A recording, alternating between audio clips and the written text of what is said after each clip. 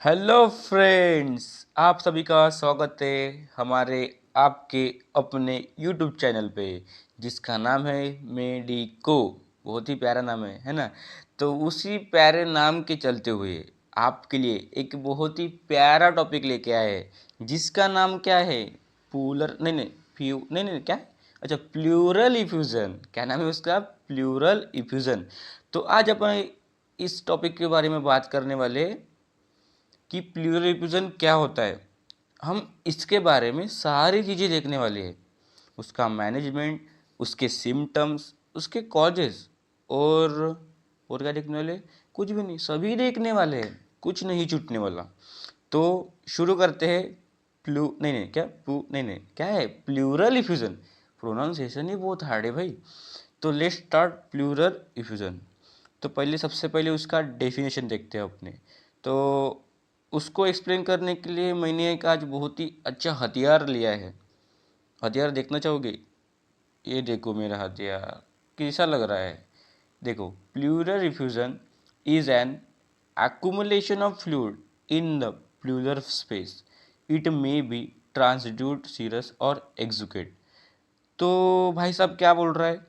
Plural effusion is a accumulation of fluid in the pleural space।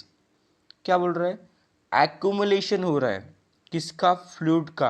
कहाँ हो रहा है? प्लूरल स्पेस में। लंग्स की जो स्पेस होती है उसमें फ्लूइड एक्यूमुलेशन हो रहा है जिसे क्या करते हैं? Pleural effusion.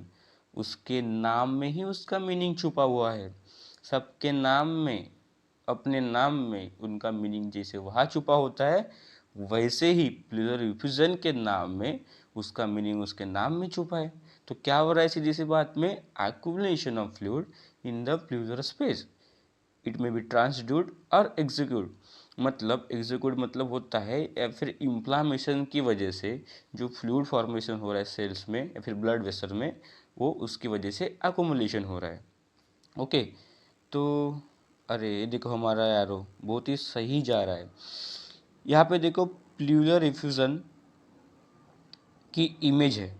ओके। यहाँ पे जो लंग्स है, देन डिसीजेस लंग्स है एंड प्लूरल इफ्यूजन। ये देखो यहाँ पे जो दी है डायग्राम, यहाँ पे प्लूरल इफ्यूजन मतलब पूरा फ्लूइड एक्यूमुलेशन लंग्स के स्पेस में हो चुका है, जिसे हम क्या कहते हैं? Pleural effusion. ओके, इतना हो गया। डायग्राम भी सही है, डेफिनेशन भी सही है, टॉपिक का नाम भी सही है और पूरी चीज़ें सही है, कुछ भी गलत नहीं है। तो इजी टॉपिक है। अभी हम सामने बढ़ते हैं। इसके बाद क्या है? हाँ, अभी प्लूरल डिफ्यूजन तो हो गया, लेकिन वो कैसे हुआ वो तो नहीं देखा अपन ने, हमने। तो अभी हमको क्या देखना है कि वो किस कॉजेस से हो रहा है। ओके। तो अभी अपन देखेंगे कॉजेस और risk factor of pleural diffusion. तो फिर से अपना हथियार निकालते हैं। ये देखो कॉजेस रिस्क फैक्टर। सबसे पहला कॉज कौन सा है? हार्ट फेल्यूर, लिवर फेल्यूर और द रीनल फेल्यूर। तो भाई साहब अभी बोल रहे हैं कि हार्ट फेल्यूर से निमोनिया हो रहा है, सॉरी प्लूरल इफ्यूजन हो रहा है, लिवर फेल्यूर से और रीनल फेल्यूर से। तो हार्ट फेल्यूर से क्यों?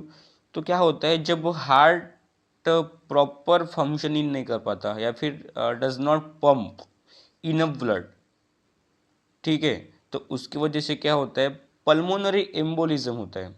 तो पल्मोनरी एम्बोलिज्म होने के कारण हार्ट में, सॉरी लंग्स में फ्लूइड अक्यूमुलेशन हो सकता है।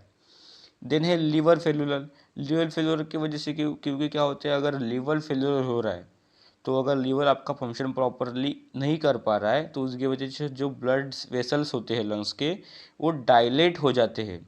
अगर ये ज़्यादा हो गए तो उसकी वजह से क्या होता है, जो लंग्स की एबिलिटी होती है ट्रांसफ़र करने की, जो ऑक्सीजन टू कार्बन डाइऑक्साइड जो होती है, मतलब ऑक्सीजन लेना कार्बन डाइऑक्साइड छोड़ना, तो प्रॉपर नहीं हो पाती। तो उसके कारण भी प्लूरल इफ्यूजन हो सकता है। मतलब समझो कि accumulation of fluid in the pleural space हो रहा है, क्योंकि वहाँ पे समझो इन्फेक्शन भी हो सकता है, डैमेज हो सकता है, इंजरी हो सकती है।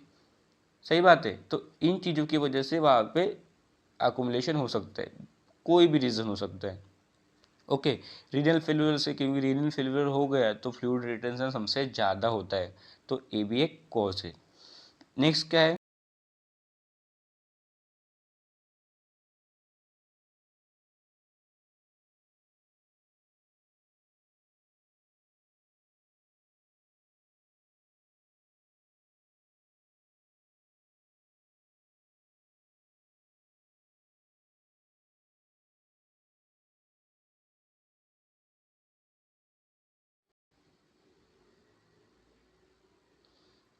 नेक्स्ट क्या है हमारा?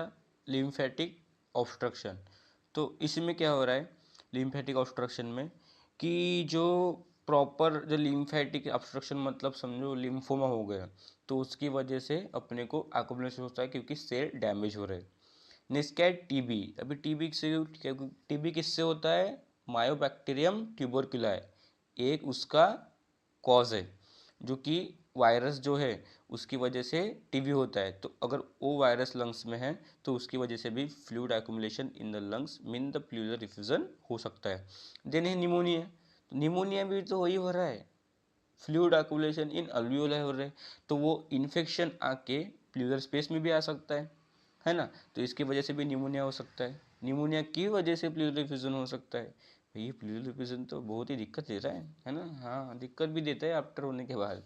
तो देख से पल्मोनरी इन्फेक्शन सेम, कि अगर इन्फेक्शन हो रहा है लंग्स में तो उसकी वजह से प्लूरल स्पेस में इन्फेक्शन हो सकता है। इन्फेक्शन होने के बाद वहाँ पे धीरे धीरे इन्फ्लामेशन होगा, इन्फ्लामेशन होने के बाद धीरे धीरे वो pus formation and then fluid formation in the pleural space.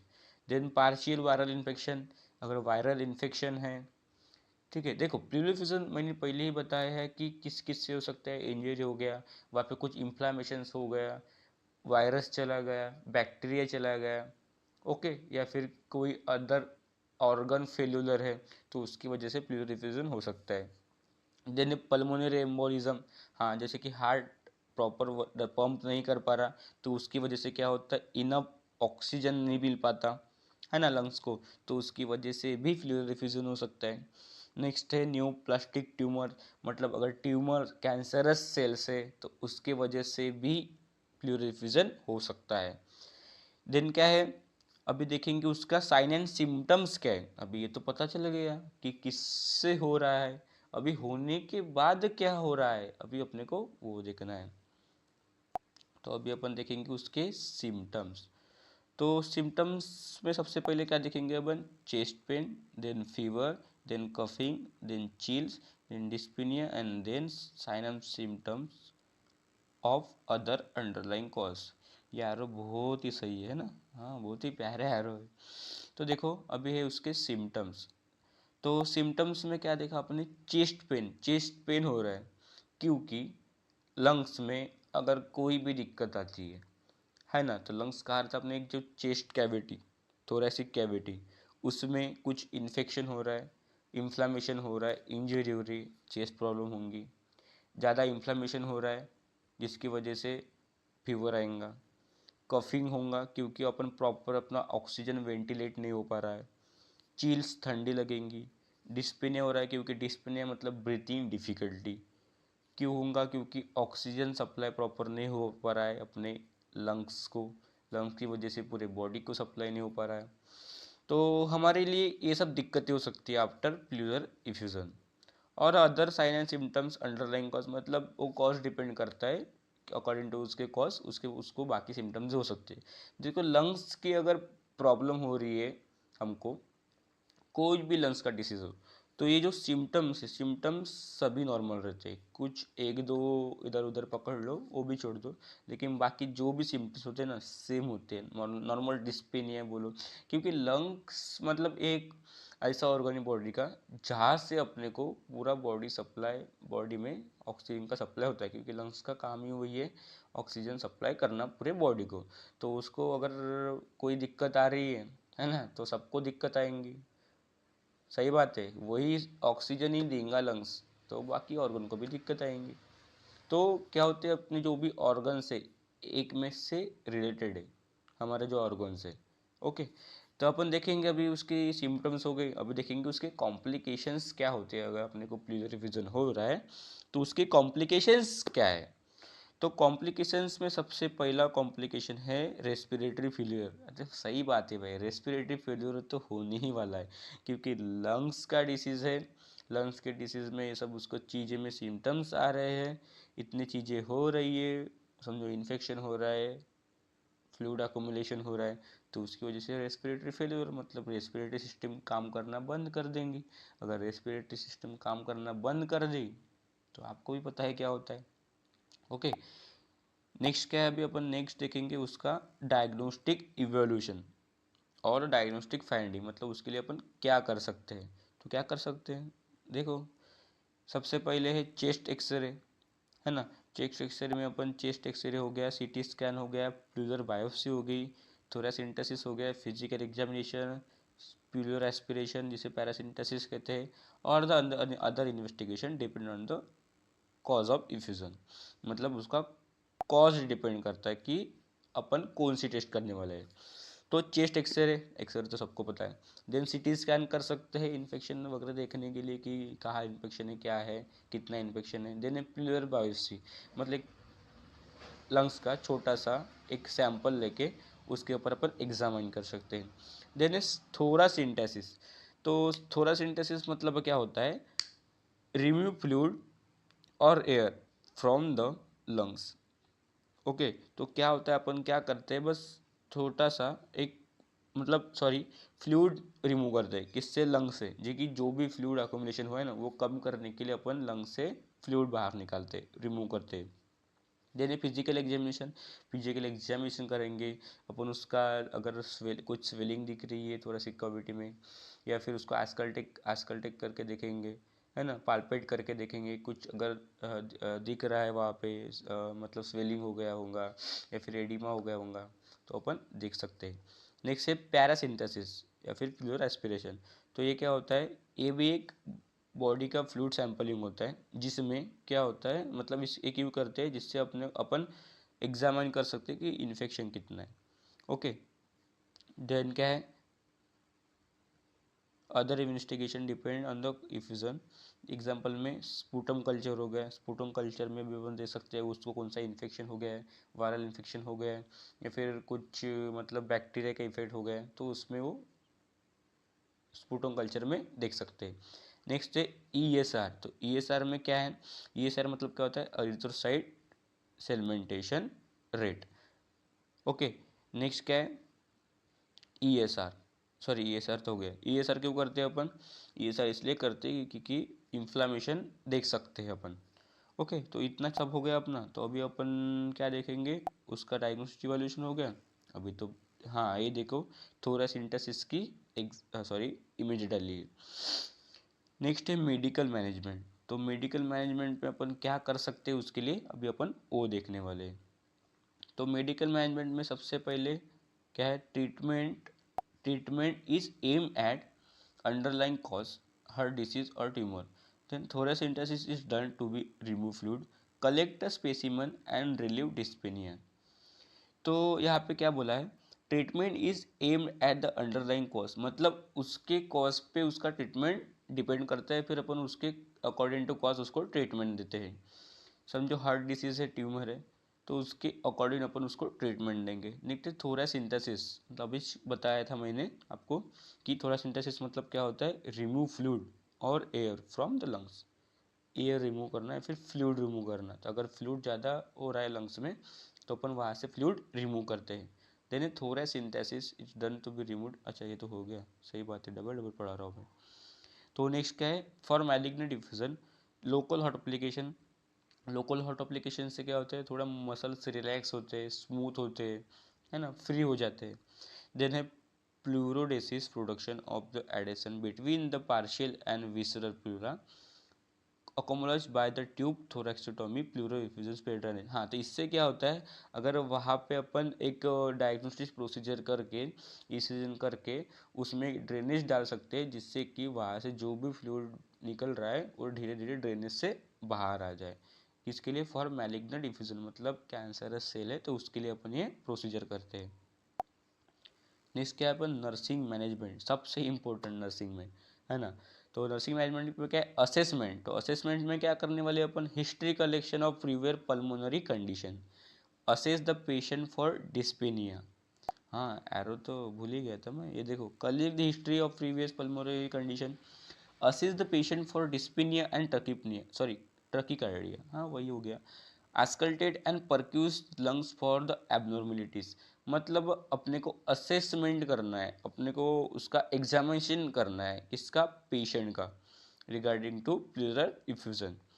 Next क्या है, नर्सिंग डायग्नोसिस, सबसे इम्पोर्टेंट। तो इसमें क्या हो रहा है, ineffective breathing pattern related to collection of fluid in the pleural space, सबसे इम्पोर्टेंट, क्योंकि ये हर एक लंग्स के डिसीज में आ रहा है। कौन सा, ineffective breathing pattern related to collection of fluid in the pleural space, क्योंकि ब्रीदिंग पैटर्न तो डिस्टर्ब होगा ही ना भाई, क्योंकि फ्लूइड फॉर्मेशन जो हो चुका है लंग्स में, अगर जहाँ पे चाहिए नॉर्मल चीज़ें वहाँ पे एबनॉर्मल आ रही है तो दिक्कत तो देने ही वाली है। लाइफ ही बोल दो नॉर्मल चल रही है, कुछ दिक्कत आ गई, प्रॉब्लम आ गई तो हिल जाते हैं ना अपन। तो सेम लाइक दैट, लंग्स में दिक्कत आ रही है, प्रॉब्लम आ रही है, तो लंग्स हिल रहा है, लंग्स नहीं हिल रहा है एक्चुअल में, उसमें प्रॉब्लम्स आ रही है, तो उसकी वजह से वो अपना काम प्रॉपर नहीं कर पा रहा।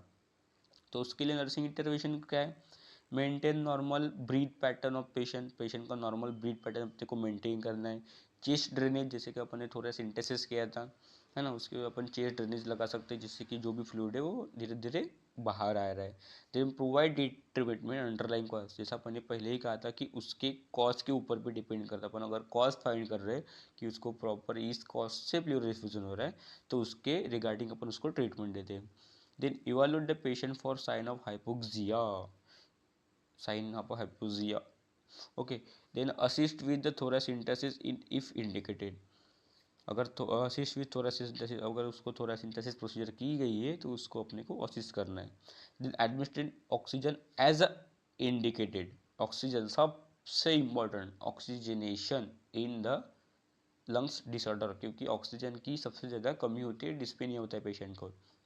नेक्स्ट है discomfort related to chest pain, तो discomfort related to chest pain, तो इसमें क्या हो रहा है, discomfort related to chest pain, मतलब चेस्ट पेन डिस्कम्फर्ट हो रहा है चेस्ट पेन की वजह से, क्योंकि अगर चेस्ट पेन हो रहा है अपने को तो सीधी सी बात है, डिस्कम्फर्ट फील होता है, टायर्डनेस फील होता है ना। तो उसके लिए नर्सिंग इंटरवेंशन क्या कर सकते हैं, provide restful position to patient, restful position provide करना है। Assess the nature and location and chest position, हाँ, assess the nature location of chest pain, जहाँ पे चेस्ट पेन है उसको असेस करना अपने को। एनाल्जेसिक देना है जिससे कि पेन कम हो, एनालिसिस मतलब पेन कम करते।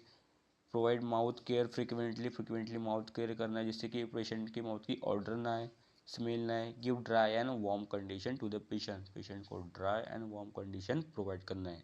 तो ये जो हो गया आज का अपना टॉपिक, जिसका नाम क्या था, पुलर नहीं फ्लूरल इफ्यूजन, सही बात है ना, आप भी प्रोनाउंस करके देखो, फ्लूरल इफ्यूजन, मेरे से तो हो ही नहीं रहा भाई फ्लूरल इफ्यूजन। तो ये हो गया अपना आज का टॉपिक, इजी था, छोटा सा था, हैं, और अच्छा था।